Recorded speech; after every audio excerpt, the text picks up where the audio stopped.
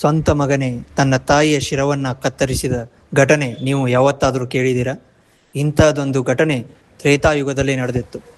ನಾನು ಈ ವಿಡಿಯೋದಲ್ಲಿ ಹೇಳ್ತಿರೋದು ಸೌದತ್ತಿ ಯಲ್ಲಮ್ಮ ದೇವಿಯ ಕತೆ. ವಿಷ್ಣುವಿನ ಅವತಾರದಲ್ಲಿ ಒಂದಾದ ಪರಶುರಾಮರು ಇವರ ತಂದೆ ಜಮದಗ್ನಿ, ತಾಯಿ ರೇಣುಕಾದೇವಿಯಾಗಿರುತ್ತಾರೆ. ರೇಣುಕಾದೇವಿಯು ಪುಣ್ಯ ನೀರನ್ನು ತೆಗೆದುಕೊಂಡು ಬರೋಕ್ಕೆ ಹೋಗಿರ್ತಾರೆ. ಆವಾಗ ರೇಣುಕಾದೇವಿಯು ನೀರನ್ನು ತಗೊಂಡು ಬರೋಕ್ಕೆ ಬಂದಾಗ ನೀರಿನಲ್ಲಿ ಆಟವಾಡುತ್ತಿರುವ ಗಂಧರ್ವಗಳನ್ನು ನೋಡಿ ಮೈಮರೆತು ಬಿಡ್ತಾರೆ. ಹೀಗೆ ಮಾಡಿದಾಗ ಅವರ ತಲೆ ಮೇಲಿದ್ದ ಗಡಿಗೆಯು ಒಡೆದು ಹೋಗುತ್ತದೆ.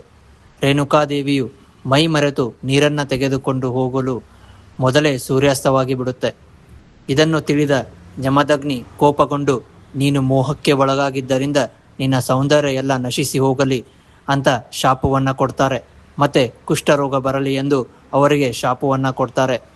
ಹೀಗೆ ಕುಷ್ಠರೋಗದಿಂದ ಬಳಲುತ್ತಾ ರೇಣುಕಾದೇವಿಯು ಕಾಡಿನತ್ತ ಹೋಗ್ತಾ ಇರ್ತಾರೆ. ಆವಾಗ ದಾಹದಿಂದ ನರಳುತ್ತಿರುವ ರೇಣುಕಾದೇವಿಗೆ ಏಕಿನಾಥ ಮತ್ತೆ ಜೋಗೇಶ್ವರ ಬಂದು ನೀರನ್ನು ಕೊಡ್ತಾರೆ. ಈ ನೀರು ರೇಣುಕಾದೇವಿಯ ದಾಹವನ್ನು ಮಾತ್ರ ಕಡಿಮೆ ಮಾಡದೆ ಅವಳ ಕುಷ್ಠರೋಗವನ್ನು ಕೂಡ ನಿವಾರಣೆ ಮಾಡುತ್ತೆ. ಆ ನೀರು ಗುರು ಸಿದ್ದರಾಮೇಶ್ವರರ ಸ್ಥಾನದ ಕೊಂಡದ ನೀರಾಗಿರುತ್ತದೆ.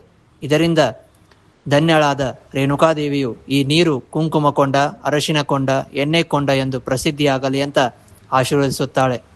ಆರೋಗ್ಯವಂತಳಾದ ರೇಣುಕಾದೇವಿಯು ಮರುದಿನ ಜಮದಗ್ನಿ ಕಡೆ ಬಂದಾಗ, ನಿನಗೆ ಇಲ್ಲಿ ಜಾಗ ಇಲ್ಲ ಅಂತ ಜಮದಗ್ನಿ ಕೋಪಗೊಂಡು ತನ್ನ 4 ಮಕ್ಕಳನ್ನು ಕರೆದು ರೇಣುಕಾದೇವಿಯ ಶಿರಚ್ಛೇದನ ಮಾಡಲು ಹೇಳುತ್ತಾರೆ. ಆದರೆ 4 ಜನ ಮಕ್ಕಳು ಇದನ್ನು ನಿರಾಕರಿಸುತ್ತಾರೆ. ಈ ಮಾತನ್ನು ಕೇಳಿ ಜಮದಗ್ನಿ ಕೋಪದಿಂದ ಆ 4 ಜನರನ್ನು ಭಸ್ಮ ಮಾಡಿ ಬಿಡುತ್ತಾರೆ. ಇದಾದ ಮೇಲೆ ತನ್ನ 5ನೇ ಮಗನಾದ ಪರಶುರಾಮರನ್ನು ಕರೆದು ತಾಯಿಯ ಶಿರಚ್ಛೇದನ ಮಾಡು ಅಂತ ಹೇಳ್ತಾರೆ. ಪಿತೃವಿನ ಆಜ್ಞೆಯಂತೆ ಪರಶುರಾಮರು ರೇಣುಕಾದೇವಿಯ ಶಿರಚ್ಛೇದವನ್ನು ಮಾಡ್ತಾರೆ. ಪರಶುರಾಮರ ಈ ನಿಷ್ಠೆಯನ್ನು ಕಂಡು ಜಮದಗ್ನಿಯು ತುಂಬಾನೇ ಖುಷಿಯಿಂದ ಪರಶುರಾಮರಿಗೆ, ನಿನಗೆ ಏನು ವರ ಬೇಕು ಕೇಳು ಅಂತ ಹೇಳ್ತಾರೆ.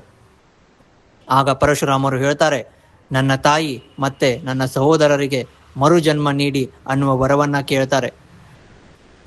ಜಮದಗ್ನಿಯು ತಥಾಸ್ತು ಅಂತ ಅಂದಾಗ ರೇಣುಕಾದೇವಿ ಮತ್ತೆ 4 ಮಕ್ಕಳು ಜೀವಂತವಾಗ್ತಾರೆ. ಅದಾದ ಮೇಲೆ ಪರಶುರಾಮರು ಹೇಳ್ತಾರೆ, ತಂದೆ ನೀವು ಕೋಪವನ್ನು ಕೂಡ ಬಿಡಬೇಕು ಅಂತ. ಆವಾಗ ಜಮದಗ್ನಿಯು ಹೇಳ್ತಾರೆ, ಆಯಿತು, ನಾನು ನನ್ನ ಕೋಪವನ್ನು ಬಿಟ್ಟು ಬಿಡುತ್ತೇನೆ ಅಂತ ಹೇಳ್ತಾರೆ. ಒಂದು ದಿನ ಜಮದಗ್ನಿಯು ಕೋಪವನ್ನು ಬಿಟ್ಟಿರುವ ವಿಷಯವು ಬಲಿಷ್ಠ ರಾಜನಾದ ಕಾರ್ತಿವೀರಾರ್ಜುನನಿಗೆ ಗೊತ್ತಾಗುತ್ತದೆ. ಜಮದಗ್ನಿಯ ಕಡೆ ಇರುವಂತಹ ಇಷ್ಟಾರ್ಥಗಳನ್ನು ಪೂರೈಸುವ ಕಾಮಧೇನುವನ್ನು ತರಲು ಕಾರ್ತಿವೀರಾರ್ಜುನನು ಬಂದಿರುತ್ತಾನೆ. ಅದಕ್ಕೆ ಜಮದಗ್ನಿಯು ನಗುನಗುತ್ತಲೇ ನಿರಾಕರಿಸಿ ಕಾಮಧೇನುವನ್ನು ಸ್ವರ್ಗವಾಸಿಯನ್ನಾಗಿ ಮಾಡಿಬಿಡ್ತಾರೆ. ಅದನ್ನು ತಿಳಿದ ಕಾರ್ತಿವೀರಾರ್ಜುನನು ಜಮದಗ್ನಿಯನ್ನು 21 ಬಾರಿ ಚುಚ್ಚುತ್ತಾನೆ.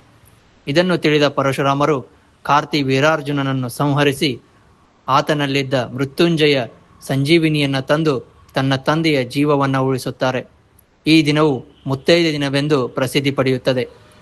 ಅದೇ ಪ್ರದೇಶವು ಸೌದತ್ತಿ ಎಂದು ಪ್ರಸಿದ್ಧಿ ಪಡೆದು ರೇಣುಕಾದೇವಿಯು ಅಲ್ಲೇ ನೆಲೆಸಿ ಯಲ್ಲಮ್ಮ ದೇವಿಯಾಗಿ ಕೋಟ್ಯಾಂತರ ಭಕ್ತರನ್ನು ಈಗಲೂ ಕಾಪಾಡ್ತಾ ಇದ್ದಾಳೆ. ಈ ವಿಡಿಯೋದಲ್ಲಿ ನಾನು ಹೇಳಿದ್ದು ಏನಾದರೂ ತಪ್ಪಿದ್ದಲ್ಲಿ ಕ್ಷಮಿಸಬೇಕು.